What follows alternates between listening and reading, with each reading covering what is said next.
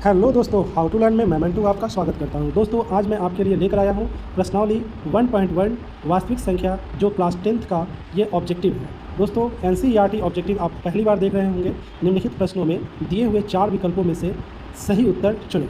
First number question क्या है वो देख लीजिए। किसी पूर्णांक m के लिए प्रत्येक सम पूर्णांक निम्न के रूप का होता है। तो m के लिए सबसे पहले जानेंगे कि पूर्णांक किसे कहते हैं। दोस्तों, पूर्णांक किसे कहते हैं आप इसके उदाहरण से समझें। ठीक है, यदि आपसे कोई पूछे कि पूर्णांक संख्या किसे कहते हैं तो आप बोलिएगा इन्फिनिटी तक जो है ना माइनस में जाने वाली संख्या। ठीक है, इन्फिनिटी तक माइनस में जाने वाली संख्या -5 -4 -3 -4 -2। ठीक है, ये कहाँ तक जाए? इन्फिनिटी तक जाए -1 और अंत में क्या आ जाए? 0। अंत में क्या है? 0। ठीक है, मध्यस्थ पद 0 है और इन्फिनिटी के बाद आप 1 के तुरंत बाद 0 के बाद 1 2 ये प्लस में होगा दोस्तों, प्लस में 3, ठीक है, 4 और 5 dot dot dot dot infinity. मतलब दोनों तरफ जो है ना पूर्णांक संख्या दोनों तरफ चलता है, प्लस में भी चलता है और माइनस में भी चलता है। ये सभी संख्याओं को जो है हम लोग पूर्णांक संख्या कहते हैं। और पूर्णांक संख्या को 2 पार्ट में बांटा गया है। पहला पार्ट है धनात्मक पूर्णांक। धनात्मक पूर्णांक दोस्तों, धनात्मक पूर्णांक के बारे में आप जानते होंगे, जैसे +1 +2 +3, ठीक है, +4, ये सब धनात्मक पूर्णांक है। और ऋणात्मक पूर्णांक दूसरा पार्ट में बांटा गया। पूर्णांक संख्या का दूसरा पार्ट ऋणात्मक पूर्णांक। तो ऋणात्मक पूर्णांक किसे कहते हैं आपको पता है? -1 -2 -3 -4 डॉट डॉट डॉट। मतलब दोनों का जो है ना अंत नहीं है। दोनों का क्या नहीं है? अंत नहीं है।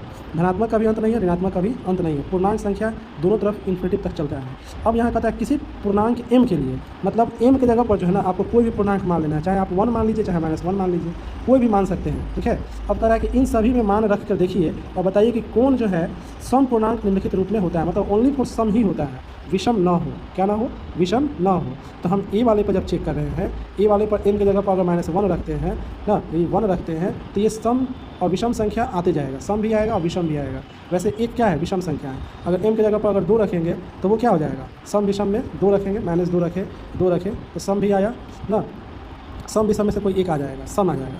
ये 2 सम आ गया, एक विषम आ गया। तो हम m की जगह पर रखेंगे 1 2 3 कुछ भी रखेंगे तो ये सम नहीं हुआ। ये क्या नहीं हुआ? सम संख्या नहीं हुआ, ओनली सम नहीं हुआ। किसी में विषम आ रहा है तो किसी में सम आ रहा है। अब देखिए b वाले में क्या दे रखा है? m+1। अब m की जगह पर अगर 1 रखते हैं, ठीक है, तो 1 + 1 2 आ रहा है, मतलब ये सम आ रहा है। ठीक है, अब m की जगह पर m+1 है और m की जगह पर हम क्या रख दिए? 2 रख दिए। तो 2 1 को ऐड करेंगे तो 3 हो जाएगा और ये क्या आ रहा है? विषम आ रहा है। तो हमारा यह भी उत्तर सही नहीं है। सी वाले में देखते हैं 2m। ठीक है, 2m रखें, 2m की जगह पर 1 रखें तो क्या आया? 2 आया, जो कि सम है। ठीक है, अब दूसरा वाला में देख लेते हैं 2m, m की जगह पर एक की बार 2 रखेंगे, 2 रखेंगे तो क्या आ रहा है? 2 दूना 4, ये भी सम आ रहा है। मतलब हर बार में जो है ना इसमें सम ही आ रहा है। तो ये उत्तर मान्य है, सही है। हम डी भी चेक कर देते हैं दोस्तों, कहीं डी में जो है होगा तो क्या कीजिएगा। ठीक है, डी में चेक करते हैं। अगर m की जगह पर 1 रखते हैं तो 2m मतलब 2 एकम 2 + 1 कितना आ गया? 3 आ गया। ये क्या आ गया? विषम आ गया। ठीक है, अगर m की जगह पर क्या रखते हैं? 2 रखते हैं, इस बार 2 रखेंगे तो 2 दूना 4 और 4 + 1 कितना हो गया? 5। तो ये क्या आ रहा है? विषम आ रहा है। मतलब हर बार ये विषम ही दे रहा है, मतलब यह भी नहीं होगा। यहाँ हमसे पूछ रहा है सम पूर्णांक निम्नलिखित रूप का होता है। तो दोस्तों, ये पहला नंबर सवाल आपका सॉल्व हो चुका है। दूसरा नंबर सवाल की तरफ चलते हैं, थोड़ा सा वेट कीजिए। दूसरा नंबर सवाल क्या है? किसी पूर्णांक q के लिए प्रत्येक विषम पूर्णांक निम्नलिखित रूप का होता है। मतलब सेम वही सवाल इसमें भी कह दिया। मतलब q पूर्णांक के लिए पूछ रहा है, तो पूर्णांक q की जगह पर हम क्या मान सकते हैं? 1 2 3 डॉट डॉट डॉट कुछ भी मान सकते हैं, इन्फिनिटी तक कुछ भी मान लीजिए। तो q की जगह मानिएगा तो ए वाले में क्या कह रहा है? यहाँ विषम पूर्णांक होना चाहिए, मतलब विषम आना चाहिए। किसी भी हालत में कोई भी केस हो विषम आना चाहिए। अगर विषम आएगा तो वही उत्तर हो जाएगा। अब q की जगह पर अगर 1 रखते हैं, q की जगह पर 1 रखते हैं, 2 रखते हैं, 3 रखते हैं तो ई तो हो गया विषम, ये हो गया विषम, ये हो गया सम और ये हो गया विषम। तो यहाँ तो कह रहे हैं ओनली फॉर विषम आना चाहिए, लेकिन इसमें इन कर गया सम, तो ये उत्तर गलत हो गया।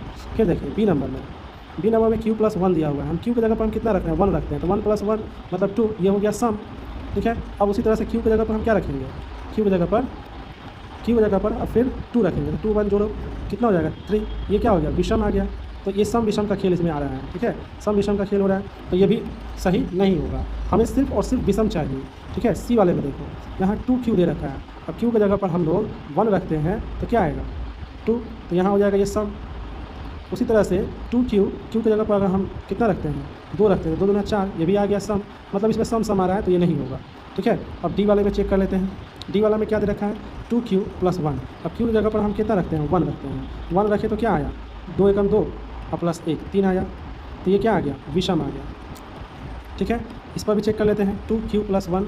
अब q की जगह पर हम कितना रखेंगे, q की जगह पर मान लेते हैं +2 रखते हैं, तो 2 × 2 + 1, तो 2 दूना 4 और +1 कितना हो जाएगा, 4 और 1 5 हो जाएगा। ये क्या हो रहा है, विषम संख्या, ये विषम आ रहा है, मतलब ये किसी भी हालत में दोनों में विषम आया, मतलब यह उत्तर सवाल के लिए सही जान पड़ता है, तो हम इसका डी उत्तर सही मानेंगे।